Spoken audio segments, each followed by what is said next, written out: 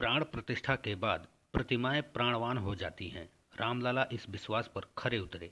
इस चमत्कार की पुष्टि अयोध्या के श्री राम मंदिर में प्राण प्रतिष्ठा के लिए रामलला की प्रतिमा बनाने वाले मूर्तिकार अरुण योगीराज ने खुद किया है। उन्होंने कहा कि मैंने जो मूर्ति बनाई, गर्भगृह के अंदर जाकर उसके भाव बदल गए, आंखें बोलने लगी। उन्होंने कहा, मैंने जो मूर्ति बनाई, गर्भगृह के अंदर जाकर उसके भाव बदल गए, आंखें बोलने लगी। रामलला की प्रतिमा से योगीराज के इस अनुभव की पुष्टि भी होती है। रामलला की जो प्रतिमा प्राण प्रतिष्ठा से पहले दिखाई गई थी और जो प्रतिमा विग्रह के रूप में प्रतिष्ठित होकर सामने आई, उसकी आंखें देखिए। योगीराज ने जो प्रतिमा बनाई वह निश्चित रूप से जीवंतता की पर्याय है।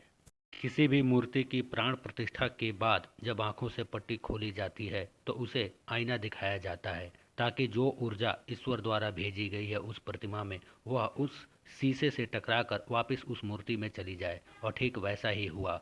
उसके बाद उसका रंग, रूप, हाव भाव सब कुछ बदल जाता है। आंखें बोलने लगती हैं, प्रतिमा जीवंत हो उठती है। प्राण प्रतिष्ठा के बाद से अब विग्रह के रूप में इसे देखने वाले एक बार के लिए निःशब्द रह जा रहे हैं। योगीराज ने प्रतिमा की आंखें भी बहुत मन, बारीकी और कुशलता से गढ़ी है। बिल्कुल जीवंत और देखती प्रतीत होती है।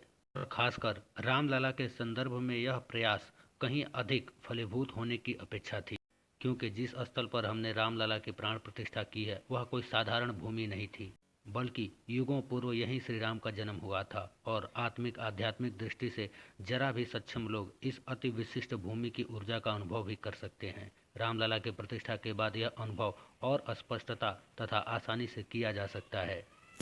यह कोई नया विषय नहीं है। श्री राम जन्मभूमि के रामलला, हनुमानगढ़ी के हनुमान जी, कनक भवन के कनक बिहारी बिहारिणी और दोनों देव काली में स्थापित देवी माँ के विग्रह भी बोलते प्रतीत होते हैं। रामलला को 500 वर्ष बाद अपना वैभव वापस मिला है। यह उनका अनुग्रह है और हमें अपना घट सीधा कर उनके कृपामृत का पान करना चाहिए।